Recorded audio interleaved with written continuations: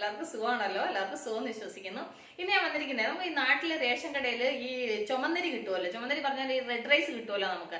അത് ചില സമയത്ത് കിട്ടുന്ന അരിയാണെങ്കിൽ ചോറ് വെച്ച് കഴിഞ്ഞാൽ അത്ര പോരാന്ന് പറഞ്ഞാൽ ചിലവർക്ക് അതിന് ചോറ് ഇഷ്ടപ്പെടത്തില്ല. അപ്പൊ അരി വെച്ചിട്ട് ചോറ് വെക്കാൻ പറ്റത്തില്ലെന്ന് വിചാരിച്ചിട്ട് ആൾക്കാരെ ഒന്ന് എന്താ ചെയ്യേണ്ടതെന്നുള്ള ഒരു കൺഫ്യൂഷനാണ്. അപ്പൊ നമുക്ക് ആ കൺഫ്യൂഷൻ ഒന്നും വേണ്ട, നമുക്ക് അരി വെച്ചിട്ട് നല്ല ഒന്നാം തരം ഒരു ബ്രേക്ക്ഫാസ്റ്റ് ഉണ്ടാക്കാം കേട്ടോ. ബ്രേക്ക്ഫാസ്റ്റ് എന്ന് പറയുന്നത് വേറെ ഒന്നുമല്ല, നമുക്ക് ഇലയുടെയും കുഴക്കട്ടയും ഉണ്ടാക്കാം. അതിന് മുമ്പായിട്ട് എന്റെ കൂട്ടുകാർ ആദ്യമായിട്ടാണ് എന്റെ വീഡിയോ ചാനൽ കാണുന്നതെങ്കിൽ പ്ലീസ് എല്ലാവരും ചാനൽ സബ്സ്ക്രൈബ് ചെയ്യണം കേട്ടോ. സബ്സ്ക്രൈബ് ചെയ്യണം, അതുപോലെ തന്നെ ബെല്ലൈക്കൻ പ്രസ് ചെയ്തിട്ട് ഓളന്ന് കൊടുത്താലേ ഞാൻ ഡെയിലി ചെയ്യുന്ന വീഡിയോ നോട്ടിഫിക്കേഷൻ കിട്ടത്തുള്ളൂ. അപ്പൊ നമുക്കത് എങ്ങനെ ഉണ്ടാക്കുന്നത്, അതിന് വേണ്ടുന്ന സാധനങ്ങൾ എന്തൊക്കെയാന്ന് നോക്കാം. അതിനുവേണ്ടി ഞാൻ 1 ഗ്ലാസ് ചുമന്നരി എടുത്തിട്ടുണ്ട് കേട്ടോ. ഇനി ഇത് വെള്ളം ഒഴിച്ച് നന്നായിട്ട് കുതിരണം, ഒരു 8-10 മണിക്കൂർ ഇത് നന്നായിട്ട് കുതിരണം. കണ്ടില്ലേ, ഞാനിത് ഓൾറെഡി കുതിർത്ത് വെച്ചിട്ടുണ്ട്. 1 ഗ്ലാസ് അരി ഞാൻ വെള്ളത്തിൽ നന്നായിട്ട് കുതിർത്ത് ഒരു 8-10 മണിക്കൂർ ഇത് കുതിർന്നിട്ടുണ്ട് കേട്ടോ. ഇനി ഇതൊരു 3-4 വെള്ളം നന്നായിട്ട് കഴുകി വരണം. കണ്ടില്ലേ, അപ്പോൾ 2-3 വെള്ളം കഴുകി ഇതുപോലെ വെള്ളം കളഞ്ഞിങ്ങനെ വെച്ചിട്ടുണ്ട്. ഇനി നമുക്കിത് അരയ്ക്കണം. അതിനുവേണ്ടി മിക്സിയുടെ ജാർ എടുത്തു, ഇതിലേക്ക് കുറേശ്ശെ ഇട്ട് അരയ്ക്കാം കേട്ടോ. ഇത്ര മതി, ഒരുപാട് ഇട്ട് കഴിഞ്ഞാൽ അരച്ചെടുക്കാൻ പാടാണ്. ഇനി ഇതിലേക്ക് നമുക്ക് കുറച്ച്, ഒരുപാട് ഒഴിക്കരുത്, കുറച്ച് ഒഴിക്കാൻ പാടുള്ളൂ. കുറച്ച് ശർക്കര പാനിയാക്കിയത്. ഞാൻ ഈ ശർക്കര പാനിയാക്കി ഒഴിച്ചിട്ട് അരയ്ക്കുന്നത് എന്തിനാണെന്ന് വെച്ച് കഴിഞ്ഞാൽ ഇപ്പോൾ കുഞ്ഞുങ്ങൾക്കൊക്കെ കൊടുക്കുന്ന സമയത്ത് അവർക്ക് ഈ ഫുള്ള് മധുരം കിട്ടിക്കഴിഞ്ഞ് കഴിഞ്ഞാൽ അവർ കഴിക്കാൻ ഇഷ്ടപ്പെട്ട് കഴിക്കാം. അതിന് വേണ്ടിയിട്ടാണ് ഈ ശർക്കര പാനി ഒഴിച്ചിട്ട് ഇത് അരയ്ക്കുന്നത് കേട്ടോ. കണ്ടില്ലേ, നമ്മൾ അരയ്ക്കുമ്പോൾ ഇതുപോലെ ആദ്യം പൊടി. ഇനി നമുക്ക് ഇതിലേക്ക് ഒരു അല്പം കൂടെ ശർക്കര പാനി ഒഴിച്ചു കൊടുക്കാം. ഇനി ഇത് നന്നായിട്ട് ഒന്നുകൂടെ അരയ്ക്കട്ടെ. കണ്ടില്ലേ, ഈ ഒരു പരുവത്തിനാണ് അരഞ്ഞു കിട്ടുന്നത്. ഇതിൽ കൂടുതൽ നൈസ് ആവത്തില്ല കേട്ടോ, കാരണം വെച്ച് കഴിഞ്ഞാൽ ഇത് പുഴുക്കലരി ആയതുകൊണ്ട് ഇതുപോലെ തരി തരിയായിട്ടിരിക്കും. ഈ ഒരു പരുവത്തിൽ വേണം നിങ്ങൾ അരച്ചെടുക്കാൻ. അപ്പോൾ ഇത് ഞാൻ ഇത്ര അരച്ചു, അപ്പം ബാക്കിയുള്ളതുകൂടെ ഇതുപോലെ ഒന്ന് അരച്ചെടുക്കട്ടെ. കണ്ടില്ലേ, അപ്പോൾ എല്ലാം ഇതുപോലെ അരച്ചെടുത്തു. ഈ ഒരു പരുവത്തിൽ വേണം ശർക്കര പാനി ഒഴിച്ചിട്ട് അരയ്ക്കാനായിട്ട്. ഒരുപാട് ഒഴിക്കരുത്, അതൊരു ഡ്രോപ്പ് ഒഴിച്ചേ അരയ്ക്കാൻ പാടുള്ളൂ കേട്ടോ. ഒരുപാട് വെള്ളം പോലെ ആക്കി കഴിഞ്ഞ് കഴിഞ്ഞാൽ നമുക്ക് ഇതുപോലെ പരത്താൻ പറ്റത്തില്ല. ഇപ്പോൾ ഇത് കറക്റ്റ് അളവിനാണ് ഞാൻ റെഡിയാക്കി എടുത്തേക്കുന്നത്. ഇനി നമുക്ക് ഇതിലേക്ക് ഒരു പിഞ്ച് ഉപ്പ്, ഒരുപാട് വേണ്ട, ഒരു പിഞ്ച് മതി കേട്ടോ. അത് കഴിഞ്ഞ് ഇതിൻ്റെ കൂടെ ഒരു 1/2 ടീസ്പൂണ് ഏലക്ക പൊടിച്ചത്. ഇനി ഇത് ഇത്രയും കൂടെ നന്നായിട്ട് മിക്സ് ചെയ്യണം. നമ്മൾ ഈ ചപ്പാത്തി മാവൊക്കെ കുഴക്കത്തില്ല അതുപോലെ, എന്ന് വെച്ചാൽ ചപ്പാത്തി മാവിൻ്റെ ആ പരുവല്ല, നമ്മളിപ്പോൾ ഈ മാവ് ഈ ഒരു പരുവത്തിൽ തന്നെ വേണം അരച്ചെടുക്കാൻ. പക്ഷേങ്കിൽ ഇത് നന്നായിട്ട് മിക്സ് ആക്കണം, കാരണം നമ്മൾ ഒരു പിഞ്ച് ഉപ്പ് ഇട്ടിട്ടുണ്ട്, പിന്നെ ഏലക്ക ഇട്ടിട്ടുണ്ട്. അപ്പോൾ അത് നന്നായിട്ടൊന്ന് മിക്സ് ആവണം. അപ്പോൾ ഞാനിത് നന്നായിട്ടൊന്ന് മിക്സ് ആക്കട്ടെ. കണ്ടില്ലേ, അപ്പോൾ ഞാനിത് നന്നായിട്ട് മിക്സ് ചെയ്തെടുത്തു. ഇനി ഇത് വിടിരിക്കട്ടെ.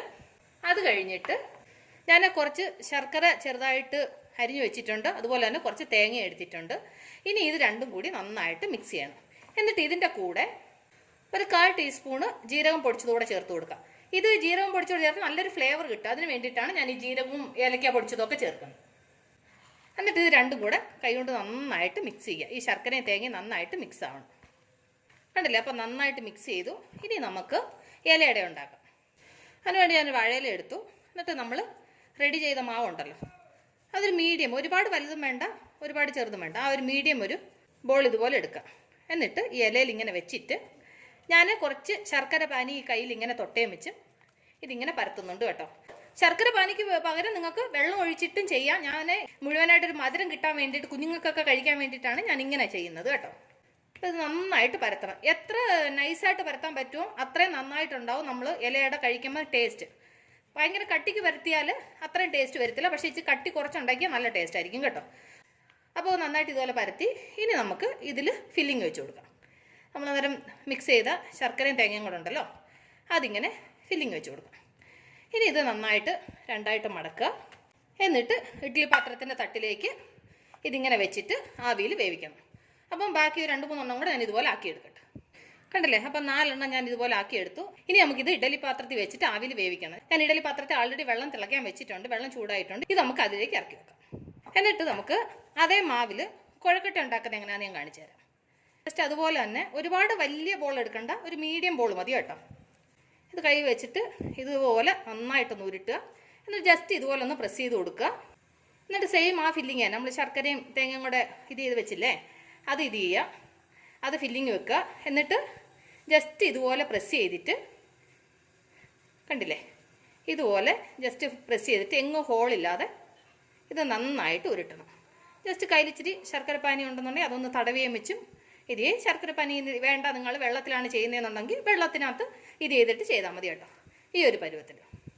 ഇനി ഇത് ഇഡ്ഡലി പാത്രത്തിൽ വെച്ചിട്ട് ആവിയിൽ വേവിക്കണം. അപ്പം ബാക്കിയുള്ളത് ഞാൻ ഇതുപോലെ ഒന്ന് ആക്കിയെടുക്കട്ടെ.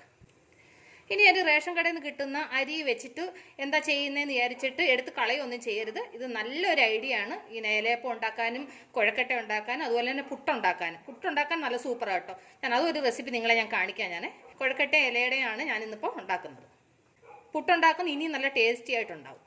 ഓക്കെ, കണ്ടില്ലേ? അപ്പോൾ അതൊരു 5 എണ്ണത്തിനുണ്ടായിരുന്നു ബാക്കി വന്ന മാവ് ഞാനൊരു 5 കുഴക്കട്ടയും കൂടെ ഉണ്ടാക്കിയിട്ടുണ്ട്. അപ്പോൾ നമുക്കിതും ഇഡലി പാത്രത്തിനകത്ത് വെച്ചിട്ട് ആവിയിൽ വേവിക്കാം. അപ്പോൾ ഇലയുടെ നമ്മൾ ആൾറെഡി ഉണ്ടാക്കി നമ്മൾ ആവിയിൽ വേവിക്കാൻ വെച്ചിട്ടുണ്ട്. അവിടെ നന്നായിട്ട് ആവി വരുന്നുണ്ട്.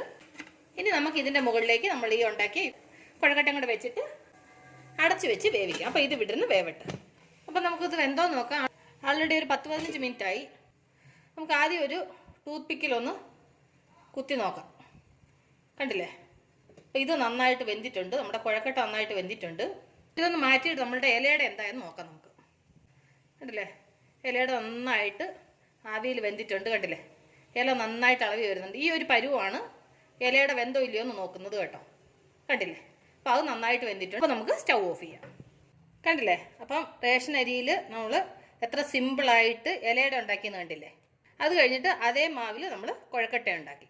കണ്ടില്ലേ? അത് നമ്മൾ ഫുള്ള് കണ്ടല്ലേ? എത്ര സോഫ്റ്റ് ആയിട്ടുണ്ടെന്നുണ്ടെങ്കിൽ നമ്മൾ തൊടുന്നതിന് മുമ്പ് തന്നെ പൊടിയായിട്ടാണ് പൊടിഞ്ഞു പോകുന്നത്. കണ്ടോ? അത്ര സോഫ്റ്റ് ആയിട്ടുണ്ടാവും. എന്നാൽ തിന്നാൻ എന്തോ ടേസ്റ്റാണെന്ന് അറിയാമോ? ഭയങ്കര ടേസ്റ്റി ആയിട്ടുള്ള നല്ല ഹെൽത്തി ആയിട്ടുള്ള ബ്രേക്ക്ഫാസ്റ്റാണ് ഞാൻ എൻ്റെ കൂട്ടുകാരുമായിട്ട് ഷെയർ ചെയ്തത്. അപ്പോൾ എൻ്റെ കൂട്ടുകാർക്ക് ഞാനിന്ന് നിങ്ങളുമായിട്ട് ഷെയർ ചെയ്ത ഈ റെസിപ്പി നിങ്ങൾക്ക് എല്ലാവർക്കും ഇഷ്ടപ്പെട്ടാണെന്ന് വിശ്വസിക്കുന്നു. നിങ്ങളെല്ലാവരും ട്രൈ ചെയ്യണം കേട്ടോ. നിങ്ങളെല്ലാവരും ട്രൈ ചെയ്യണം. ട്രൈ ചെയ്ത് നിങ്ങൾക്ക് ഇഷ്ടപ്പെട്ടാൽ നിങ്ങളുടെ ഫ്രണ്ട്സിന് ഷെയർ ചെയ്യുക, ലൈക്ക് ചെയ്യുക, വാല്യുബിൾ കമൻറ്റ്സ് ഇടുക. അപ്പം നാളെ നമ്മൾ രുചികരമായ പുതിയ വീഡിയോയും പുതിയ റെസിപ്പിയുമായിട്ട് നാളെ നമ്മൾ വീണ്ടും കാണും വരെ ബൈ.